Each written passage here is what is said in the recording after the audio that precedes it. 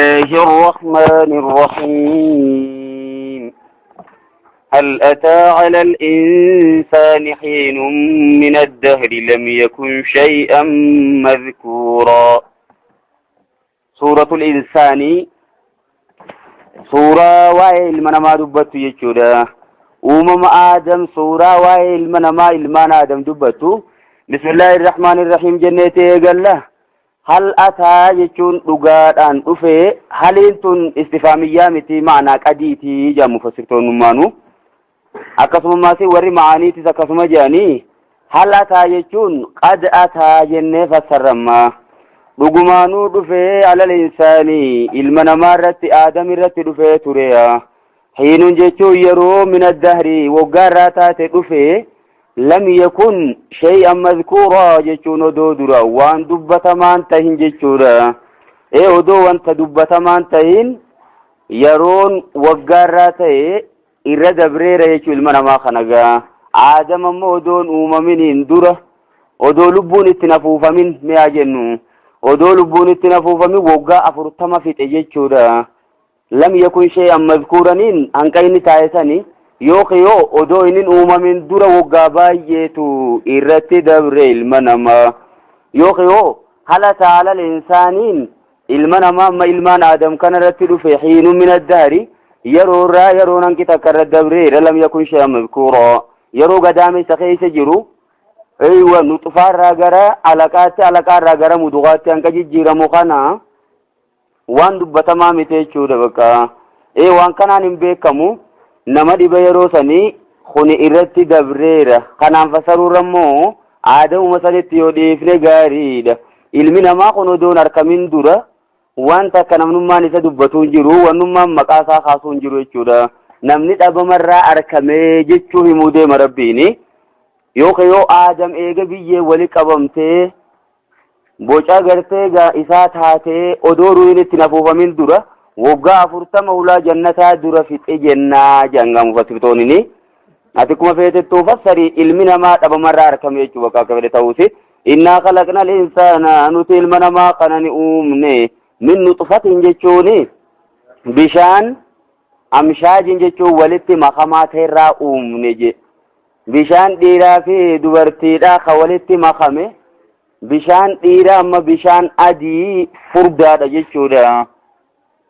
akkasimi ka dubartoota ammoo bishaan daalachaa qallaadha jechuudha bakka bishaan kana lamaaniitiitu walitti makama amshaa jechuun inni lamaan walitti dhufee wal makatuu saniini sanirraa uumne nabtaliihi jechuun nuti isani qorannachi booda yoo nabtaliihi isani mokorra nuti kanattiin dhiifnuuya faja'alnaahu jechuun isa laaluuf ni goone سميعا جيشون دقايا قوني بصيرا جيشون أركا قوني ماسيسيا قوني ملاوار ربين اتين نموكرو خرا لمان كن خرا اتين برومسي أركا مقودا وان تيف ايوه سميع دقايا تقول ايشودا حقا جيرو توكو دقايسي الدبافة تشوف دقايا توقيتي بصير جيشون أركا حقني ماسي كيجان أركا مجرا خنا قولي بقى ربين المنا ما خنا موكرو داف yoo khilaaluudhaaf jechuun magaa shukrii ni'maatanaa eenyu galcha jechuun rabbiin dhagayaa harkaa ilma namaa godhe inni nu tanaa deemuu laawwaan hime innaa hadeynaahu jeemma inni nu garagalee innaa hadeynaahu jechuun nuti isaaf ibsine bayyannaahu jechuma as-sabiila jechuun karaa ni ibsine fi ilma namaatiif adda baafne hamtuu fi toltuus adda baafnee fi dhagayaa goone harkaas goone akkasuma wajjin hamtuu fi toltuu isaaf adda baafne quraanatti buufne nabiyyootatti ergineeti immaa shaakiran yookiin immoo galatoonfataa ta'a khabarun yakuunuu gatameeti jiru bakka tana jira immaa yakuunu shaakiran yookiin galatoonfataa ta'a jechuudha dhagayaa isa godhuu fi harkaa isa godhuu san irratti nu galatoonfata kana jechuun haqa jiru sanni fudhata quraanatti himame ergaa nabiyyoota irratti dabarte sanni fudhataa jechuudha wa immaa kafuuran jechuu yookiin didaa ta'a bakka inni kafraata ni'maa teenya sani kafreeti ittiin hojjechuu dida karaa qaceelloo fudhachuu dida bakkuma lamaan kanatti namni dabahaa jeemma ilma namaa responsibility guddoo fuumne saniifuu nuti akkanumatti uumnee lafatti hin dhiifne maal goone jechuudha dhagayaa gooneeti harkaa goone kana booda immoo isa qoranne jechuudha bakka isa mokkorreeya kanaafuu jara kanaan akka fayyadamee karaa haqaatti qaceeluu fi akka karaa haqaatti qaceeluu diduu adda baasuuf jemmaas rabbiini inna a'tadnaa jenuti ni qopheessine lilkaafiriina warra kafre saniif ni qopheessine salaasila jechuun sansalataa fi salaasilaan kun jam'iidha sansalatootaa fi wa'aqlaalan jechuun katiinaa jechuudha hasbii ghilliin kun moggaa kam taate harkaa fi mormii hoggaa walitti hidhamee ghillii jaama jechuudha wa'aqlaalan jechuun katiinaa wasa'iidan jechuun akkasuma ibidda jahannam kabilbilaa ta'e qabsiifamaa ta'e san isaa qopheessine yoo kafreeya sansalanni jira hasbii yookiin katiinaanis jirti akkasuma ibiddi jahannam ka hoggu takkallee hin dhaamne ka qabatee jiru sunis jira jechuudha sansalanni maaliif fayyaddi sansalata kana akka namni wal fakkaatuun akka badiin isaanii walitti dhiyaattuun wali bakka takkatti hidhanii ibidda jahannamit darbuuf itti fayyadama aqlaalli immoo harkaa fi morma isaa walitti hidhuuf jechuudha inni kana walitti hidhamee sansalanni immoo jalaan itti qaamee gubbaan baafamee shariiqa isaatii wajjin walitti hidhamee jechuudha muqarraniina fil asfaadi rabbiinu achi kunoo jahannam keessatti darbamuudha innal abraara jechuun kanuma keessa immoo ilmuma namaa qaceele keessa innal abraara warri toltuun isaanii hamtuu isaanii injifatte jemma abraar jechuun warra birrii hojjetan jechuudha birrii hoggaa jenne malee toltuu jechuudha innal abraara warri toltuun isaanii hamtuu isaanii injifatte je qabxiin isaanii mala 50% ol dabarte yashrabuuna ni dhuganii min ka'asin kaana je farsoodha dhugan ka kullu ka'asin zukira fil qur'aani huwa al-khamru jan shuftum man ka'asi qur'aana keessa dubbatameetu farsoodha eeywa amma geeba farsoodha jechuudha hoggaa guutamaa ta'e ka'asii jama gizee taan ammoo kuuz jennee moggaafna jechuudha bakka yoo goggogaa ta'e yoo guutuun ta'in maqaa biraa baafataa jan ka'asii taanaan namoonni kuni geeba taanaan geeba hoggaa jennu isaa guutamee qollofame saniin jaani min kaasin jechuun farsoo geeba farsoodha kaana kan ta'e mizaajua makaanisiidha yookiin areerrisiidha kaafuuraa jechuun laga kaafuurirraa katti godhame farsoon sun areera maal keessa godhaniifi maal keessa makaniifi laga kaafuur jedhamu san jechuudha maali kaafuuriin kun rabbiin ifumaafuu himi garagalee ayna yashrabu bihaa jechuun isiin tuni madda yookiin maddituudha isii dhuguu ibaadullahi gabroonni rabbii maddituu gubbaarra laalamoonni tun isaanii ol jirti muqarrabtootaa dhuga jechuu kanamma hasilaa muqarrabtoonni dhugu sanirraa areera godhanii fidanii jara abraartootaatiif keessa buusanii wal maka godhanii kanaa wajjin jarri kun dhuga jechuudha laga cimaadha lagni tuni ayna yashrabu bihaa jechuun madda isii dhugu ibaadullahi gabroonni rabbii jari reefuutis gabrootuma rabbi odoo ta'u garuu immoo jarri san dhugaatiif qabu sun warra isaan kanarra cimaati muqarrabtoota jechuudha yufajjiruuna jechuun isii sanni harkifatanii jeemmala laga san madda kaafuur jedhamtu tanani harkifatanii tafjiiran jechuun harkifachuu bakka fedhan oofanii jannata keessaa bakka fedhan geeffachuu danda'an je yookiin yufajjiruuna tafjiiraniin madditi tun isaan dura madditee kontaamineetii taatee jijjiiramtee jirti jechuudha odoon ta'e yeruma isaan qicachuu fedhan isaanii burqisiifamte jechuudha yufajjiruuna isiin burqisiifatan tafjiiraa jechuun burqisiifatu bishaan si dura qilleensa keessa turee fi hamma dura qilleensaa waliin harkin amma qicattu jechuudha si burqee ol ba'u tokkoo miti inni qulqulluu ta'uu garsiisuuf yufajjiruuna tafjiiraa jedhee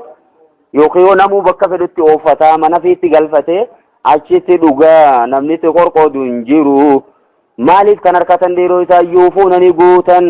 binnazri jechuun aljumlatu fi quwwati taaliili sababii himuu deemti laamma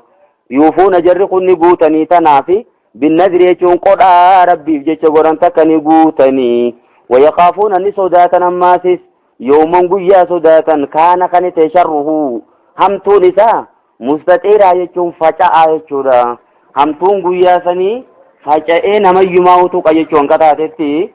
dhuguma namni cimaanis guyyaa san hamtuun isoo mudatti jechuu bakka ka hojjetatee fi kan hojjetin hunda hamtuun isaa facaatuu taanaanu abbaan ilmoo irraanfatee warra fee irraanfatee obboleessa irraanfatee gosa fee irraanfatee namuu nafsii nafsii yaa rabbi tiyyumaa nabaasi jaaya nabiyyoonni hundinuu laale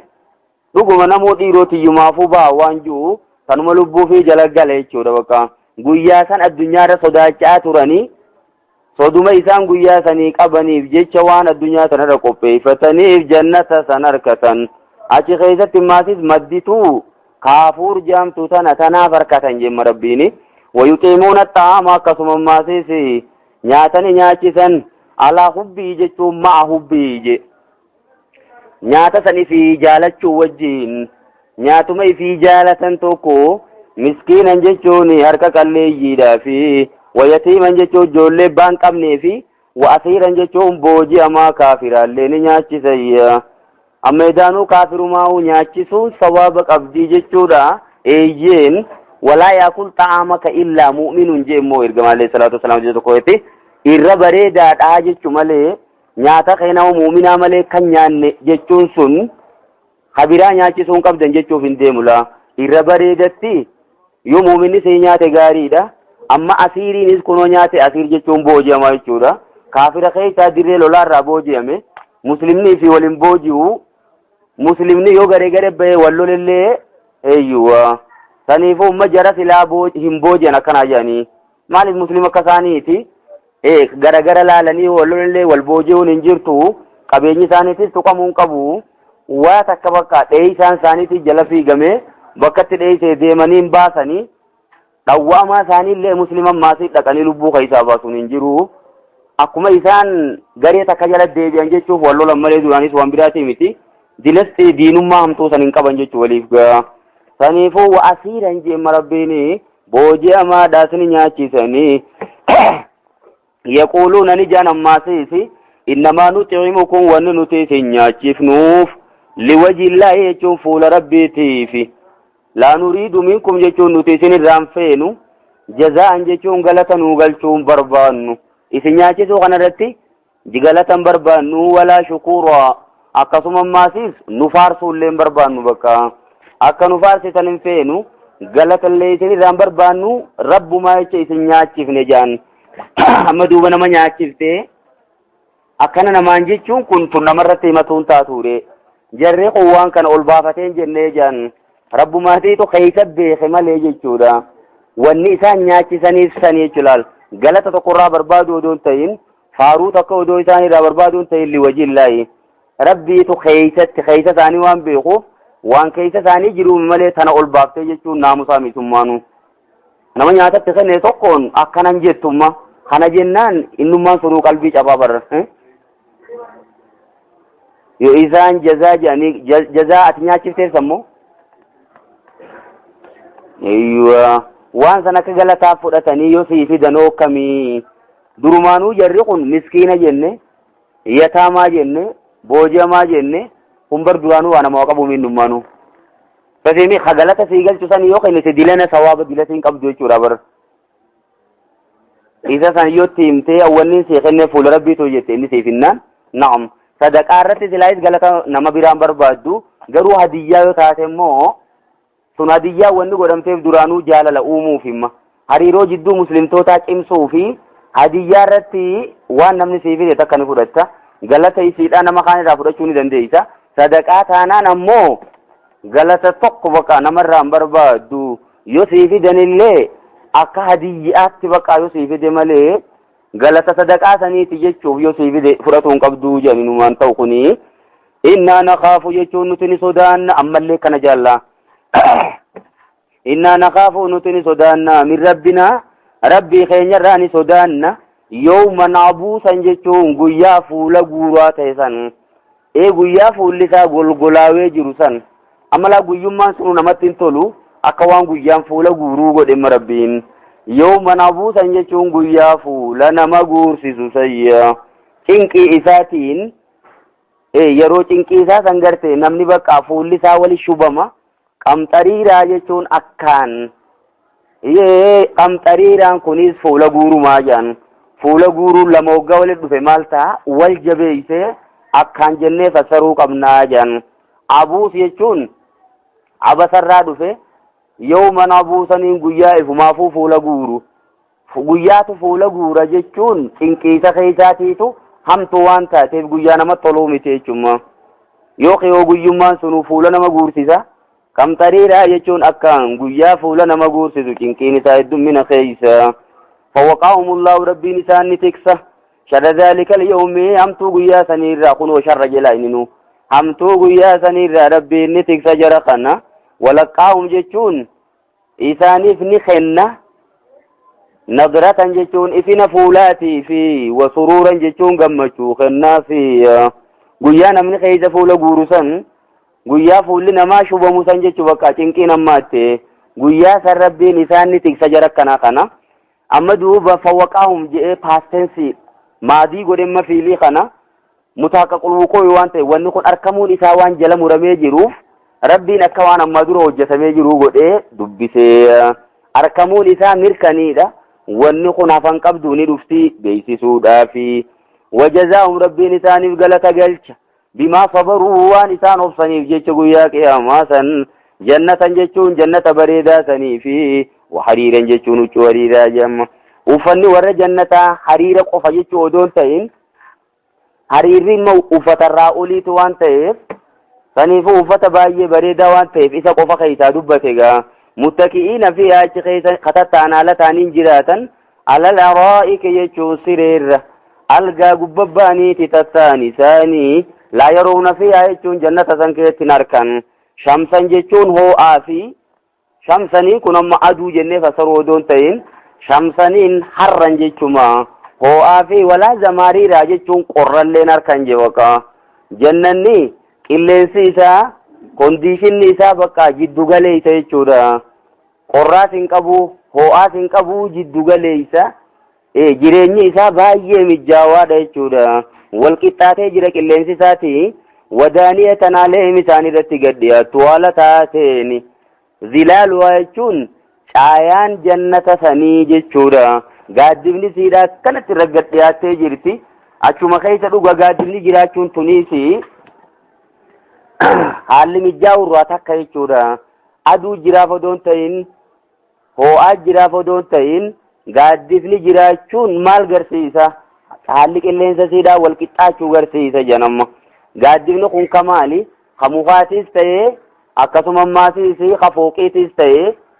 khagidaaraatis ta'e gaaddifni hundummaanuu jira wadullilat jechuun isaaniif laaffifamti maasiis quxuufuha ayyee guuratamaan isiidha jechuudha